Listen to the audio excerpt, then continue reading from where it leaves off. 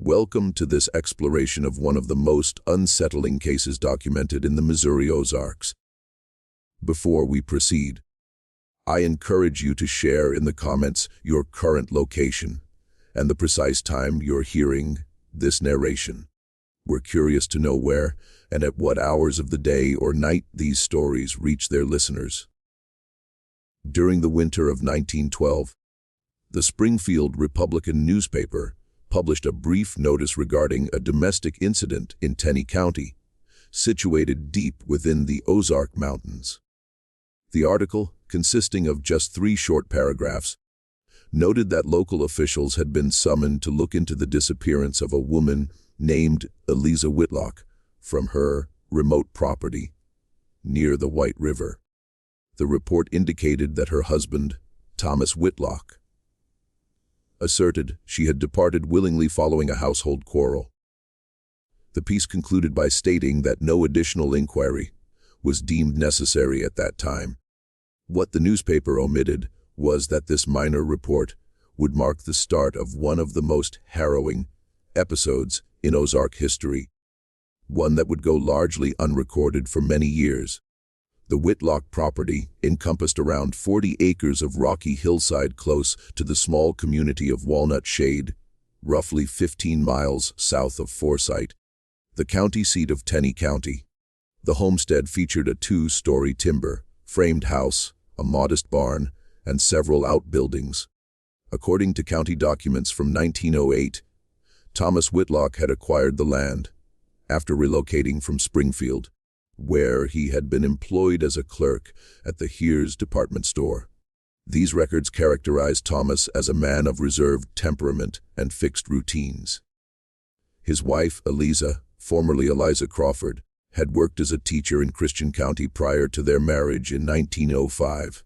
They had 2 children, Edward, aged 6 in 1912, and Mary, aged 4. Neighbors later remembered the Whitlocks as a reclusive family who seldom engaged in community gatherings. Thomas would sometimes travel to Forsyth or Branson for supplies. But after their first year of residence, Eliza was rarely seen beyond the property's borders. This seclusion wasn't unusual for the area, where homesteads were often miles apart, divided by dense oak and pine forests, limestone bluffs, and steep ravines. The Ozarks had long been a destination for those looking to vanish, whether from legal troubles, financial obligations, or society as a whole.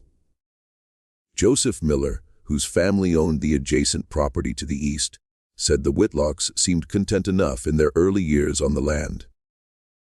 Miller, speaking in 1952 to a researcher from the Missouri Historical Society, remembered that Thomas was meticulous about his property lines, kept to himself generally, but would acknowledge a greeting when our paths crossed. The missus was even more withdrawn, yet the children appeared healthy and suitably dressed. Miller mentioned that in the autumn of 1911, approximately 6 months before Eliza vanished, Thomas began making upgrades to the homestead, including digging what seemed to be a new root cellar behind the house and adding extra locks to the doors. The last verified sighting of Eliza Whitlock by anyone outside her immediate family occurred in November 1911, when Harriet Bowman, a midwife from Walnut Shade, came to the homestead after receiving word that Eliza was unwell. In a statement given to the Tenney County Sheriff in April 1912, Bowman reported finding Eliza pale and aloof with a tense demeanor, though she exhibited no obvious physical illness.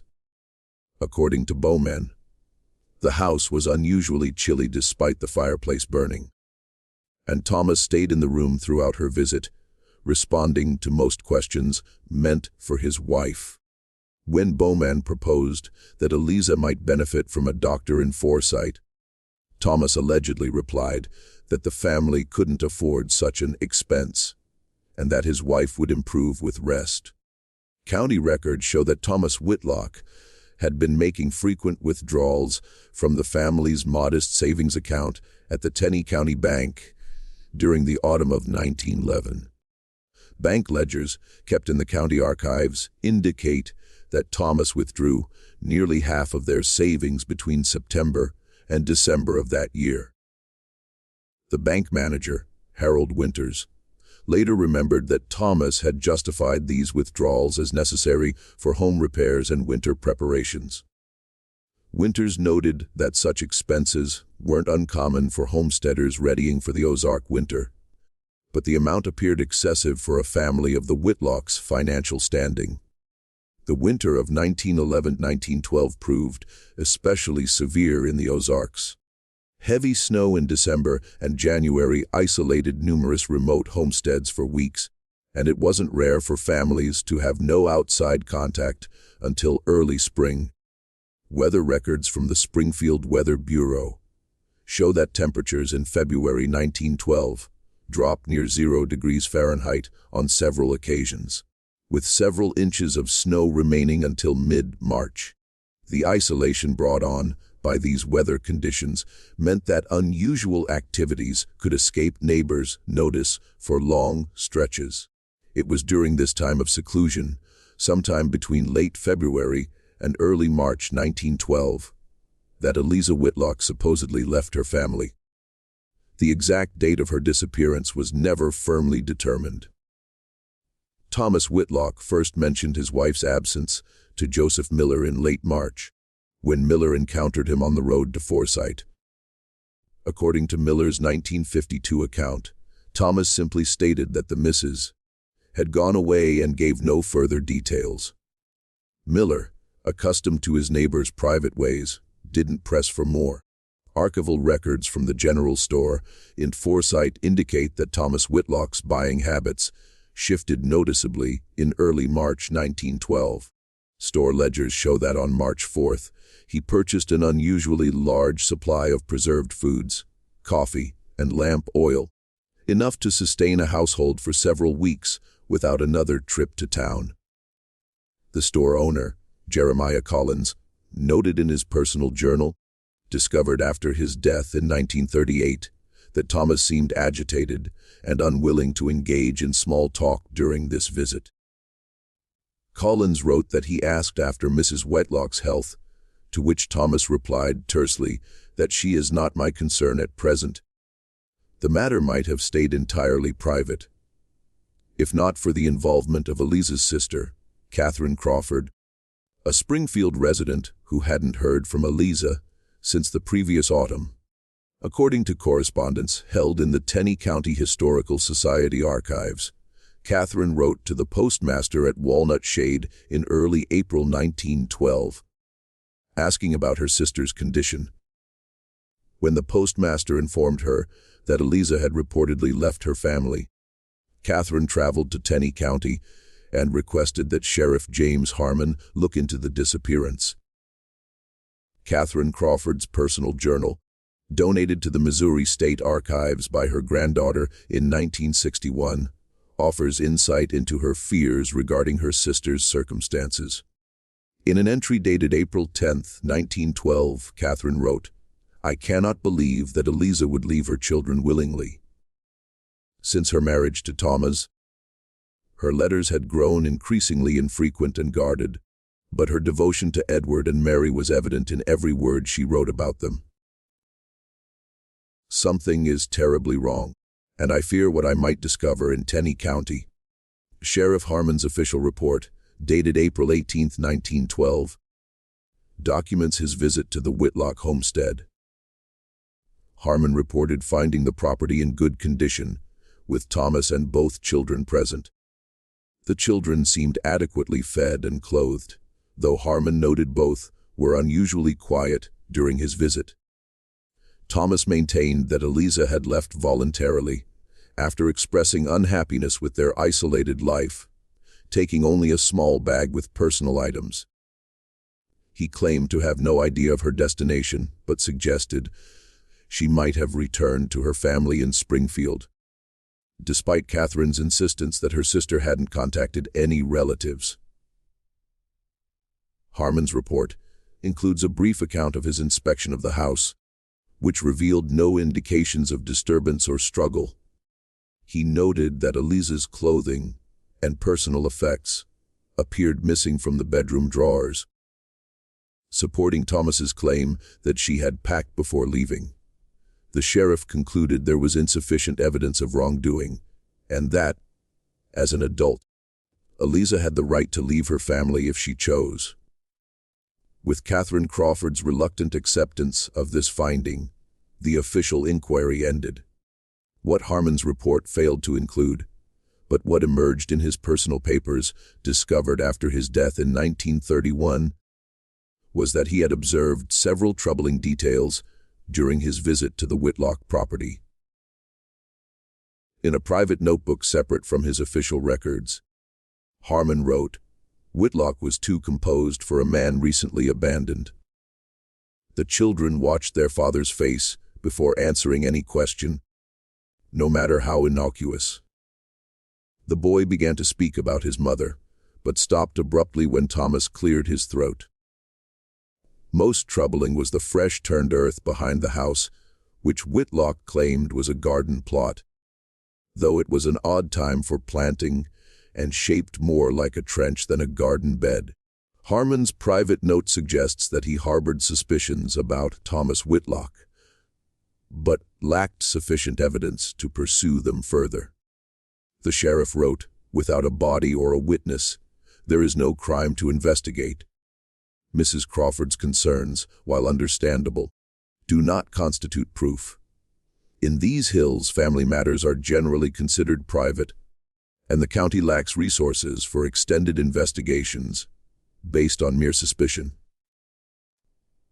This reluctance to act without solid evidence reflected the limited law enforcement capabilities and cultural attitudes of rural Missouri in the early 20th century.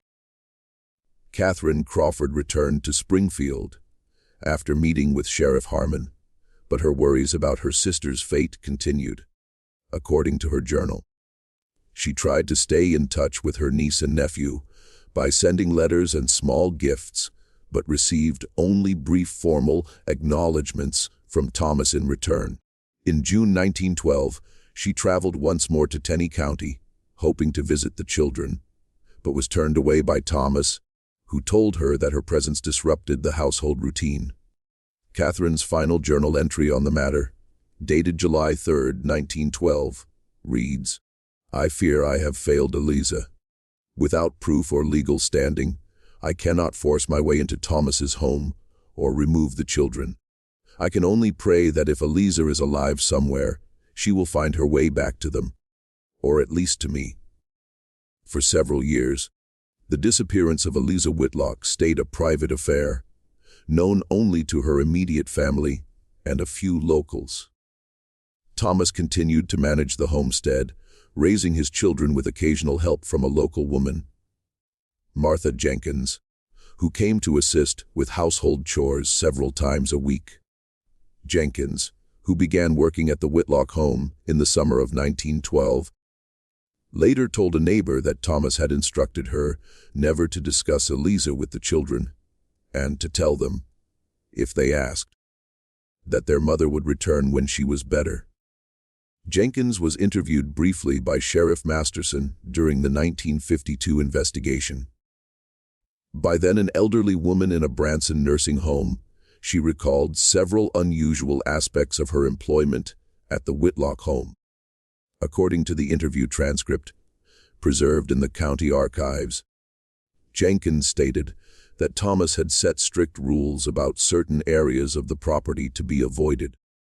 He would not allow anyone near the root cellar he had built, she said. Once when young Mary wandered toward it, Thomas grabbed her so roughly that she cried out.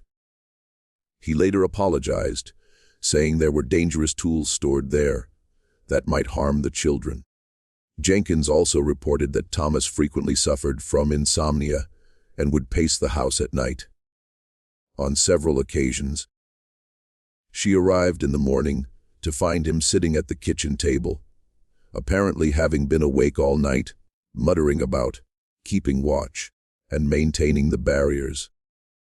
Jenkins admitted that she found these behaviors concerning, but attributed them to the stress of raising two children alone. Like many in the community, She was reluctant to interfere in what she considered private family matters. Edward and Mary Whitlock attended the one-room schoolhouse in Walnut Shade beginning in 1913.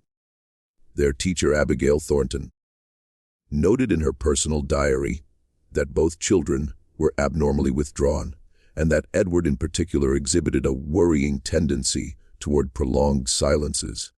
Thornton recorded an incident in October 1913 when a female visitor to the school attempted to engage Mary in conversation about her mother. According to Thornton, Mary became visibly distressed, and later that day, Thomas Whitlock arrived at the school, removed both children, and kept them home for nearly 2 weeks. Thornton's diary, which remained in private hands until being donated to the Tenney County Historical Society in 1965, contains several other observations about the Whitlock children. She noted that Edward often arrived at school with dark circles under his eyes, explaining that the noises kept him awake at night. When asked what noises he meant, the boy refused to elaborate. Mary, though younger, seemed to adapt better to school life, but displayed what Thornton described as an unusual preoccupation with burial. The teacher recorded finding a series of drawings in Mary's desk depicting what appeared to be a figure lying underground with flowers growing above. In the spring of 1914, according to Thornton's diary, Edward Whitlock's behavior became increasingly concerning. He began having what the teacher described as episodes, periods when he would become unresponsive, staring fixedly at nothing. Following one such episode, during which Edward had whispered repeatedly, "She's still digging," Thornton attempted to discuss the boy's welfare with Thomas. Her diary entry for April 12, 1914 reads, "Mitsecker. Whitlock received my concerns with cold anger. He informed me that his son's education was his business, and my observations were unwelcome. I fear for these children, but what can I do? Mr. Whitlock has threatened to remove them from school permanently if I pursue the matter." The Whitlock family continued their isolated existence until 1917, when Thomas abruptly sold the homestead and moved with the children to Kansas City. County records indicate that the property was sold to James Harker, a cattle rancher from Arkansas, for significantly less than its assessed value. Harker later commented to neighbors that Thomas seemed eager to conclude the sale quickly and had accepted the first offer presented. The timing of the Whitlock family's departure coincided with increased scrutiny from local authorities. Records from the Tenney County School Board discovered during the 1952 investigation revealed that Abigail Thornton had finally reported her concerns about the Whitlock children to the county superintendent in March 1917. The superintendent had subsequently initiated an inquiry, sending a letter to Thomas requesting a meeting to discuss the children's welfare. According to post office records, this letter was delivered on April 3, 1917. Thomas listed the property for sale the following day and had completed the transaction by the end of the month. James Harker, who purchased the Whitlock property, made several modifications to the homestead, including demolishing what remained of the root cellar behind the house. In a statement given to investigators in 1952, Harker's son, William, recalled that his father had described the cellar as peculiar, deeper than necessary for storing produce, and divided into sections by interior walls. William Harker stated that his father had found several unusual items during the demolition, including a woman's hairbrush with dark hairs, still entangled in the bristles, buried approximately 2 feet below the cellar floor. According to William, his father had thought little of the discovery at the time, assuming it was merely discarded household debris. The Harker family maintained ownership of the former Whitlock property until 1933, when economic hardship forced them to sell during the Great Depression. The homestead passed through several owners over the next 2 decades, gradually falling into disrepair as the original buildings aged and newer residents focused on other areas of the property. By 1950, the house was largely abandoned, with local teenagers occasionally using it as a meeting place, giving rise to rumors that the property was haunted by a crying woman who could sometimes be heard on quiet nights. For the next several decades, the story of Eliza Whitlock's disappearance faded from local memory. The family's departure from the area, combined with the disruption of World War I and the subsequent influenza epidemic, pushed the unresolved matter into obscurity. It might have remained there permanently had it not been for a discovery made in 1952, when the former Whitlock property, by then abandoned and overgrown, was purchased by Walter and Ruth Simmons, a couple from St. Louis planning to establish a hunting lodge. According to a report filed with the Tenney County Sheriff's Department on June 12, 1952, the Simmons were clearing brush behind the deteriorating house when they uncovered what appeared to be the collapsed entrance to an old root cellar or storage space. Upon closer inspection, they discovered a small leather-bound book wedged between two of the limestone blocks that had formed the cellar's foundation. The book, severely damaged by moisture and time, was identified as a personal diary belonging to Eliza Whitlock, with entries dating from January 1910 to February 1912. Ruth Simmons, who made the initial discovery of the diary, later recalled her first impression of the book in an interview with the Springfield News Leader. The pages were stuck together, and much of the ink had run, but you could still make out the handwriting in places. What struck me immediately was the change in the writer's penmanship over time. The early entries were neat and controlled, while the later ones became increasingly erratic, as if written by someone in a state of agitation or fear. The discovery of the diary prompted a renewed investigation by Sheriff William Masterson. The contents of the diary, partially legible despite the damage, revealed a disturbing account of the final years of Eliza Whitlock's life. The entries, initially documenting mundane aspects of rural life, gradually shifted to express Eliza's increasing anxiety about her husband's behavior.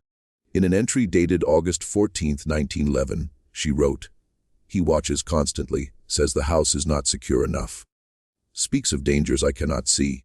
When I suggested visiting my sister, his face changed in a way I cannot describe."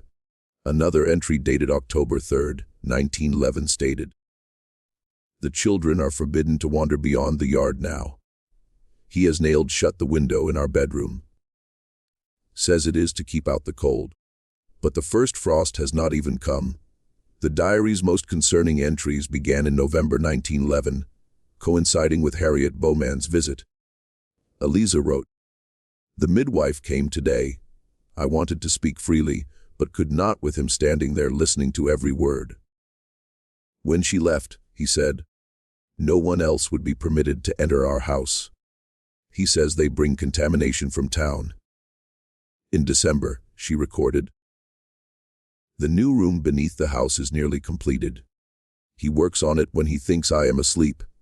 He speaks of it as a sanctuary, but it feels more like a tomb." A particularly disturbing entry dated January 8, 1912 reads, "I found Edward this morning, standing at the entrance to the cellar, staring at the door. When I asked what he was doing, he said, 'Our father says we'll all sleep there soon when the time comes.' When I questioned him about this, he became enraged, accusing me of turning the children against him. He did not leave my side for the remainder of the day." As January progressed, Eliza's entries became shorter and more fragmented. On January 23rd, she wrote, "He gives me a tonic each evening. It leaves me groggy and confused the next day. I began pouring it into my potted plant when he isn't looking. The plant died within days." Another entry dated February 2nd simply states, "I must get the children away from here. But how? The snow is deep and we are miles from town." He has hidden my boots and coat. He says it is to prevent me from falling ill, but I know the truth. The final readable entry, dated February 17, 1912, contained just 3 lines. He found these pages tonight. His rage was terrible. The children are locked in their room. I hear him digging again. Based on the diary's contents, Sheriff Masterson ordered an excavation of the area where the root cellar had been located. On June 18, 1952, investigators uncovered human remains, later identified through dental records as those of Eliza Whitlock. Medical examination determined that she had suffered blunt force trauma to the skull prior to burial. The position of the remains suggested she had been placed face down in a shallow grave with her hands bound behind her back with wire. Dr. Lawrence Wilson, the medical examiner who conducted the autopsy on Eliza's remains, noted several additional details in his report. Wilson determined that Eliza had been approximately 32 years old at the time of death, consistent with her known age. He also found evidence of a previous fracture to her left wrist that had healed sometime before her death. An injury not mentioned in any known records.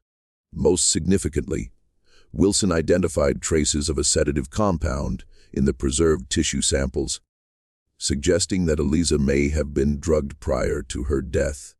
This finding corroborated her diary entries about the tonic Thomas had insisted she consume.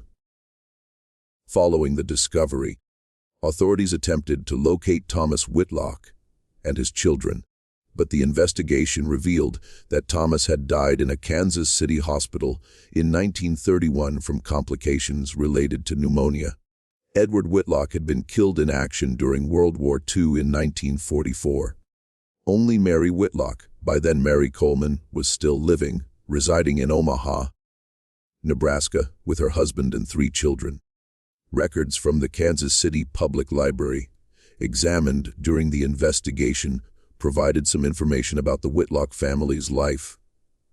After leaving Tenney County, city directories showed that Thomas had worked as a night watchman at a warehouse from 1917 until 1928, when health problems forced him to retire.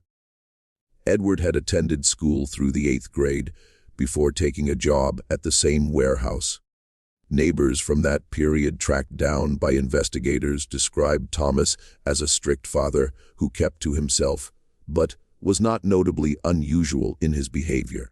One former neighbor, Estelle Parker, recalled that Thomas never spoke of his late wife and became agitated if anyone inquired about the children's mother.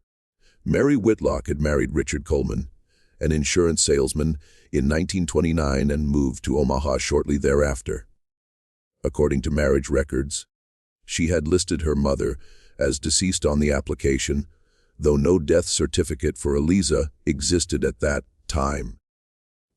This suggested that either Thomas had told his daughter that her mother had died, or Mary herself had chosen to represent her absent mother this way. When contacted by Missouri authorities in July 1952, Mary Coleman claimed to have no recollection of the events surrounding her mother's disappearance. She stated that her father had always told her that her mother had abandoned the family, and she had no reason to question this account.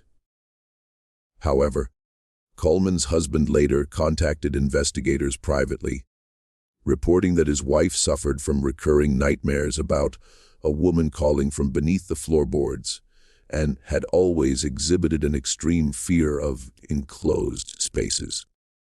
Richard Coleman provided investigators with additional information about his wife's psychological state. In a letter preserved in the case file, he wrote, "Mary has suffered from what doctors now call anxiety attacks throughout our marriage. These episodes are often triggered by certain sounds, particularly the sound of digging or scraping, or by the sight of certain objects, including gardening tools and root cellars. For years, she has refused to enter our basement or any underground space. When I asked about the origin of these fears, she would become distant and change the subject." The investigation revealed additional details through interviews with former residents of Tenney County who had known the Whitlock family. Clara Jensen, who had been a young girl living near Walnut Shade in 1912, recalled that her father had once encountered Thomas Whitlock in Forsyth, purchasing an unusual amount of quicklime from the hardware store. When questioned about the purchase, Thomas had explained it was for preserving the root cellar walls against moisture.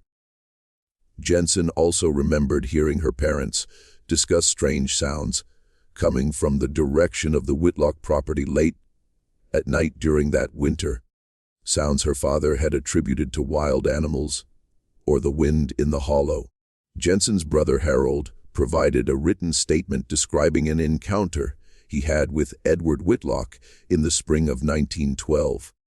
According to this statement, Harold had encountered Edward near the property line, separating their family's lands.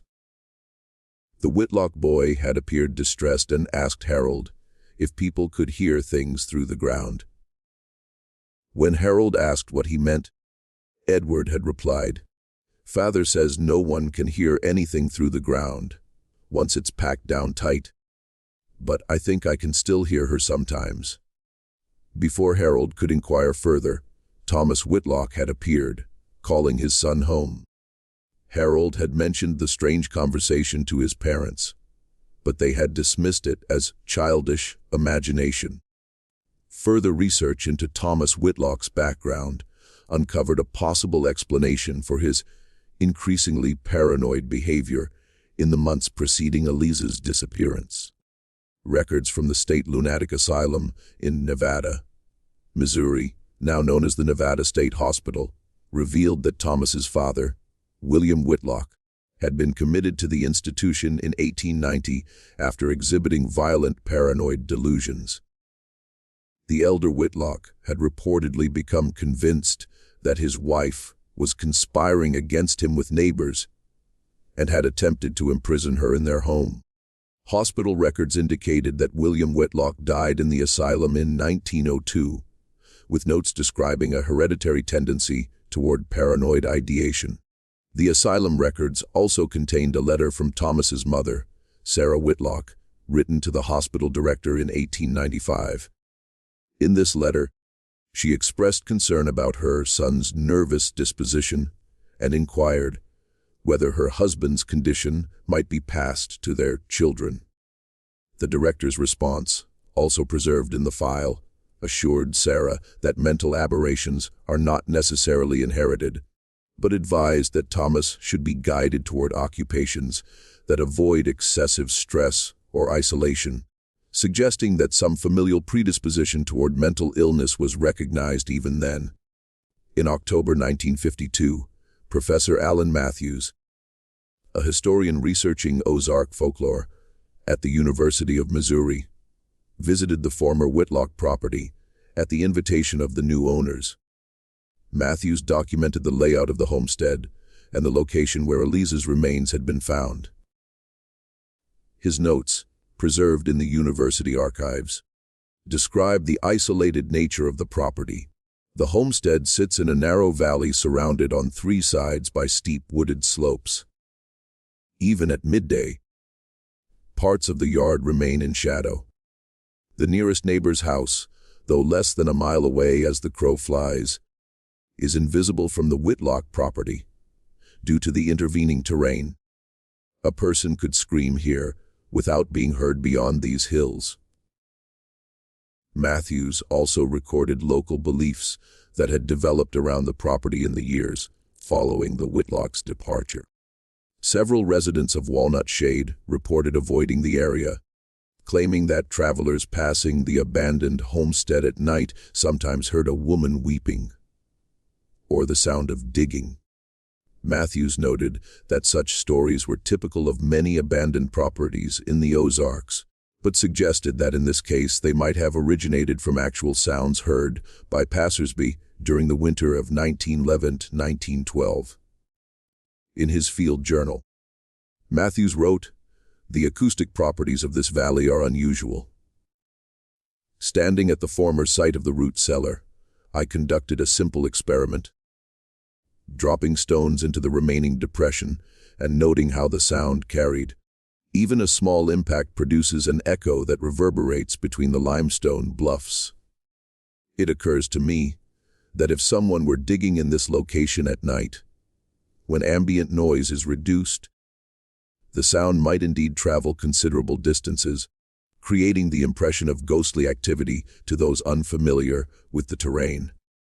The case of Eliza Whitlock was officially closed in December 1952, with her death ruled a homicide attributed to Thomas Whitlock.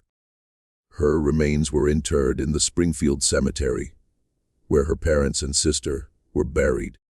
The story received brief attention in regional newspapers, but was quickly overshadowed by larger national events. The Tenney County Historical Society maintains a small file on the case, including copies of the original sheriff's reports, excerpts from Eliza's diary, and newspaper clippings related to the 1952 discovery. Among these materials is a transcript of an interview conducted with Richard Anderson, who had been a deputy sheriff under James Harmon in 1912. Anderson, in his late 70s at the time of the 1952 investigation, recalled that Sheriff Harmon had remained troubled by the Whitlock case long after the official investigation ended. According to Anderson, Harmon had mentioned the case on several occasions over the years, once remarking that sometimes the law's limitations mean that justice must wait. Anderson believed that Harmon had suspected foul play but lacked the evidence and resources to pursue the case further. In 1968, the last significant development in the Whitlock case occurred when Mary Coleman's oldest son, Robert, contacted the Tenney County Historical Society requesting information about his grandparents. According to correspondence in the Society's archives, Robert had recently discovered his mother's collection of childhood drawings hidden in their attic. After her death from cancer earlier that year, the drawings, created when Mary was between 5 and 8 years old, depicted a recurring scene: a small female figure beneath what appeared to be floorboards or ground, with stick figures standing above. One drawing, labeled in a child's handwriting with the words, "Mama sleeping," showed a similar scene with what appeared to be a man digging. Dr. Eleanor Mitchell, a psychologist who examined the drawings at the request of the Historical Society, provided a written analysis that is included in the case file. Mitchell noted that the drawings displayed several characteristics typical of children who have experienced trauma, including repetition of disturbing themes, use of heavy pressure when drawing certain elements, particularly the lines representing the ground or floor, and the placement of figures in constrained or buried positions.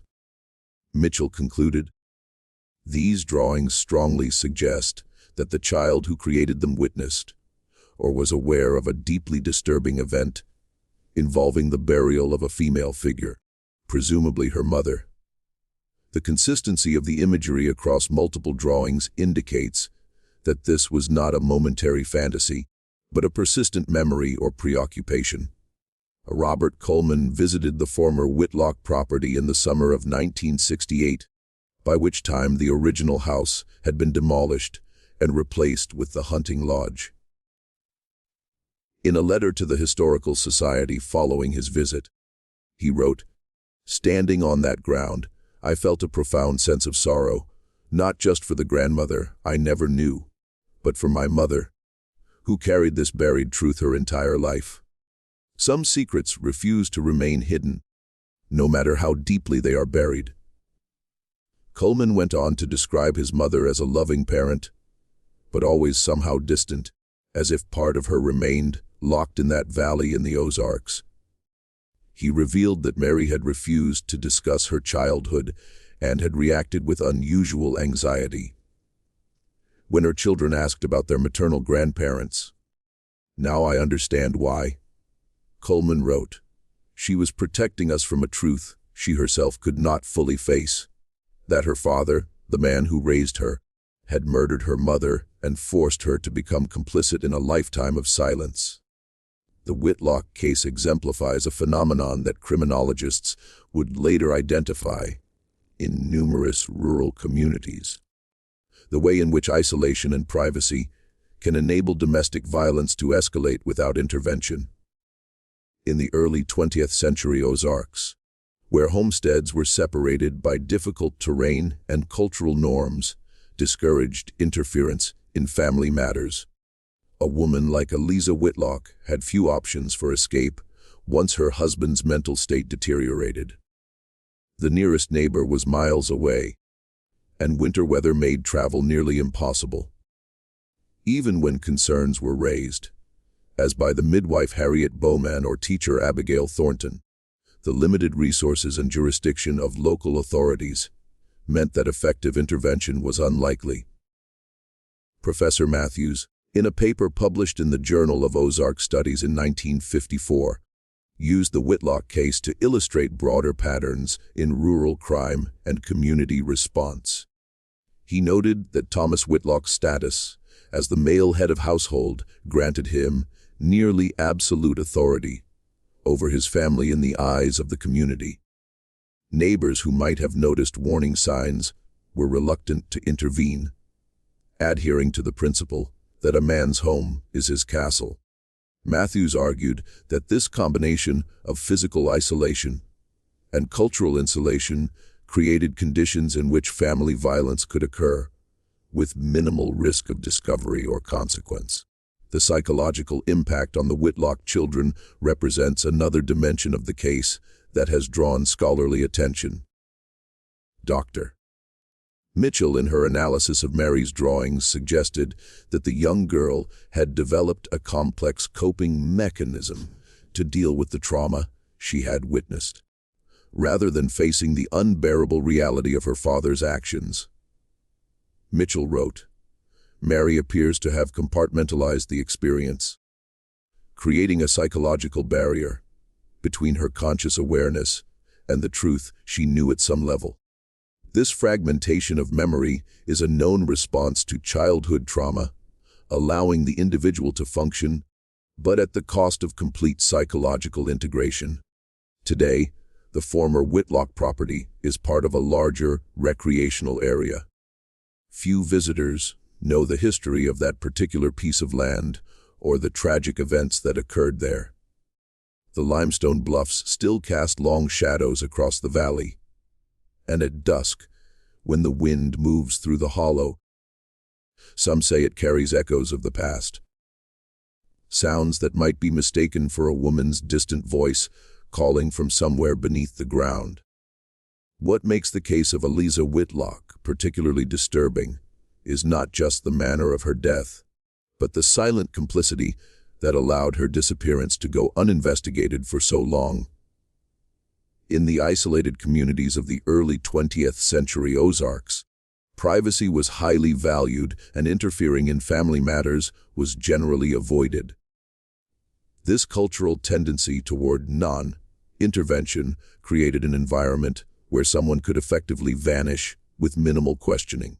The diary found in 1952 provides our only window into Eliza's experience during those final months. Her growing fear as her husband's mental state deteriorated, her concern for her children's safety, and her increasing isolation from the outside world. The entries suggest a woman who recognized her danger, but found herself trapped by both physical circumstances and social conventions that offered little protection to wives and mothers. Perhaps most haunting is the legacy of silence that continued long after Eliza's death. Her children, particularly Mary, seemed to have buried their memories along with their mother, creating psychological barriers that protected them from confronting the truth. When Mary's drawings were discovered after her death, they revealed that some part of her had always known what happened, that the truth had found expression in her art, even as it remained unspoken in her life. Local historian Margaret Branson, who has studied the Whitlock case extensively, observed in a 2012 article, marking the centennial of Eliza's disappearance. What happened in that isolated valley was not simply the murder of a woman by her mentally ill husband, but the murder of truth itself. Thomas Whitlock buried his wife twice, first in the ground behind their home, and then in a narrative that erased her existence and replaced it with abandonment. The children, too young to fully understand, but old enough to know something was terribly wrong, were forced to participate in this fiction, carrying the weight of an unacknowledged truth throughout their lives. The case reminds us that the most profound horrors often occur, not in dramatic moments of violence, but in the slow erosion of safety, in the gradual transformation of home into prison, and in the terrible silence that can descend when those who should protect us become our greatest threat. In the deep hollows of the Ozarks, where sound travels strangely and darkness comes early, Eliza Whitlock's story reminds us that the most dangerous monsters are not supernatural beings, but ordinary humans whose minds have turned against them and against those they once loved. For those who study such cases, the Whitlock tragedy exemplifies how isolation can magnify mental illness, how cultural norms can enable abuse, and how the truth, no matter how carefully buried, eventually finds its way to the surface in time. Decades since Eliza's remains were discovered, forensic psychology has developed tools that might have identified Thomas Whitlock's deteriorating mental state before it led to violence, and laws have changed to offer greater protection to potential victims. Yet, similar stories continue to unfold in isolated places where privacy can still serve as a shield for the unthinkable. The limestone soil of the Ozarks eventually revealed what Thomas Whitlock tried to hide. But for 40 years, Eliza lay forgotten in her unmarked grave, her fate unknown to all but the man who put her there and perhaps the children who carried the burden of that knowledge in their nightmares and their silence. In that silence lies the true horror of the Whitlock case, a silence that spoke volumes to those willing to listen. Dr. Samuel Hirsch, a forensic psychiatrist who reviewed the case records in 1960 for an article in the American Journal of Psychiatry, proposed that Thomas Whitlock likely suffered from what would now be classified as paranoid schizophrenia, similar to his father's condition. Hirsch noted that the onset of Thomas's symptoms appeared to follow the classic pattern of the disorder, with initial manifestations in his late 20s or early 30s, gradually increasing in severity. The progressive nature of his paranoia, beginning with general suspicion of neighbors, escalating to fears about the security of his home, and culminating in the belief that his wife was somehow contaminated or dangerous, aligns with documented patterns of untreated psychosis. What distinguishes the Whitlock case from many similar tragedies, Hirsch argued, was the extended period during which Thomas maintained a facade of normalcy. After eliminating the perceived threat, most familicide cases end with the perpetrator's suicide or immediate apprehension. Hirsch wrote, Whitlock's ability to create and sustain an alternative narrative that his wife had abandoned the family and to function in society for nearly 2 decades afterward suggests a complicated relationship between his delusions and his awareness of social norms. He knew enough to hide his actions and create a plausible cover story indicating that some part of him recognized that what he had done would be condemned by others. The children's response to the trauma they witnessed or intuited has been of particular interest to psychologists studying the case. Edward Whitlock's school records, recovered during the 1952 investigation, show a pattern of declining academic performance and increasing behavioral problems following his mother's disappearance. His teacher noted instances of what would now be recognized as dissociative episodes, periods when he became unresponsive or appeared to be listening to sounds others could not hear. These symptoms suggest that Edward may have developed what modern clinicians would classify as post-traumatic stress disorder. Mary Whitlock's response differed from her brother's in significant ways. While Edward exhibited more obvious signs of distress, Mary appeared to adapt more readily to their changed circumstances. Mitchell suggested that Mary's younger age, at the time of the trauma, might have made it easier for her to compartmentalize her experiences. Children of 3 to 4 years old are still developing their understanding of permanence and causality. Mitchell wrote in her analysis, Mary may have been better able to accept the narrative her father presented because her cognitive framework was still forming. However, as her drawings reveal, the truth remained present in her unconscious mind, emerging through her artwork in ways she could not verbally express. The long-term impact of childhood trauma is further evidenced by Mary's adult life. According to her husband's statements to investigators, she exhibited several characteristics common to adult survivors of childhood trauma: chronic anxiety, specific phobias related to the traumatic event, particularly her fear of enclosed spaces, an aversion to digging sounds, and emotional detachment. Richard Coleman described his wife as loving but somehow absent, as if a part of her remained elsewhere. This splitting of consciousness, the ability to function normally in most aspects of life, while walling off traumatic memories, is a recognized survival mechanism in trauma psychology. The intergenerational effects of the trauma are suggested by Robert Coleman's description of his mother's parenting style.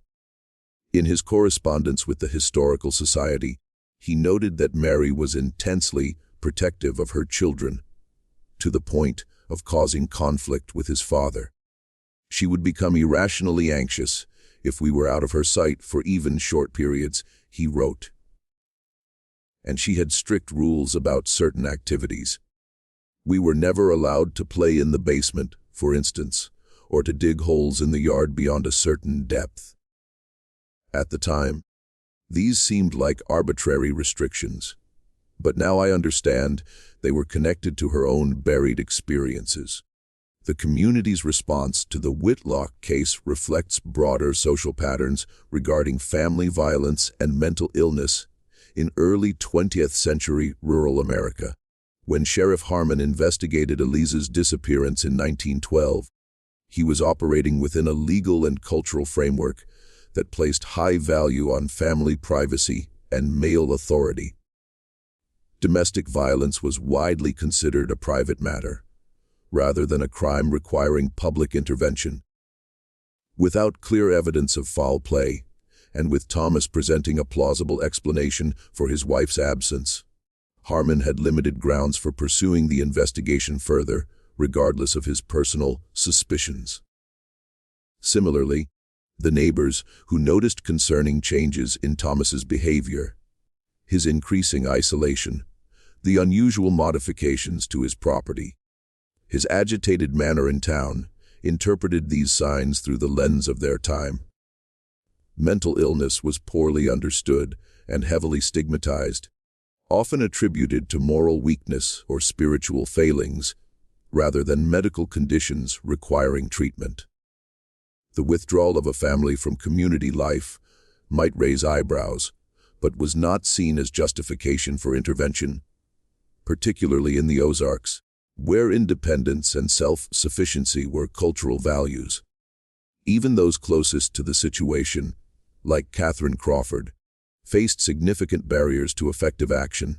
As Eliza's sister, Catherine had no legal standing to demand access to her niece and nephew, or to compel a more thorough investigation of her sister's disappearance. In her journal, she expressed frustration with the limitations of her position. If Eliza were merely property gone missing, the law would take greater interest. But a woman who might have chosen to leave, that is considered her right, regardless of how uncharacteristic such an action would be. Dr. Elaine Foster, a criminologist who included the Whitlock case in her 1980 study of rural homicide patterns, noted that the isolated nature of the Ozark communities created perfect conditions for what she termed invisible crimes, acts of violence that remain undiscovered due to geographic isolation and cultural factors. In urban settings, Foster wrote, disappearances are more likely to be noticed and questioned. Multiple social connections create a network that makes complete erasure difficult. But in regions like the Ozarks in the early 20th century, a person could effectively vanish with minimal social disruption, particularly women whose social identities were often defined primarily through their husbands. Foster argued that the 40-year delay in discovering Eliza's fate was not merely a failure of investigation, but a systemic blindness to certain forms of violence. The story Thomas Whitlock created that his wife had abandoned her family was readily accepted because it aligned with existing narratives about women's unreliability and the difficulties of frontier life. She wrote, the alternative explanation that a husband had murdered his wife was both more disturbing and more difficult to address within the available legal and social frameworks. It was simpler for all concerned to accept the abandonment narrative. The physical environment of the Ozarks played a crucial role in facilitating both the crime and its concealment. The rugged terrain with its deep hollows, dense forests, and limestone caves has long provided hiding places for those seeking to escape notice. During Prohibition, these same features made the region ideal for moonshining operations. In the Whitlock case, the isolated location of the homestead positioned in a narrow valley surrounded by steep hillsides ensured that unusual activities would go unobserved.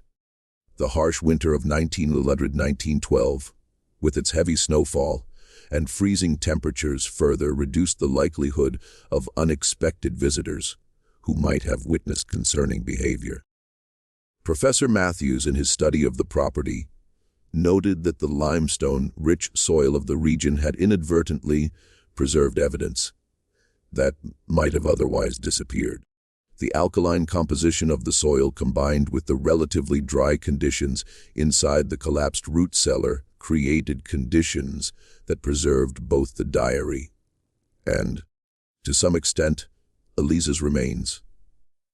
He wrote, in more acidic soils or in locations with greater moisture, decomposition would have been more complete, potentially eliminating the possibility of identification decades later.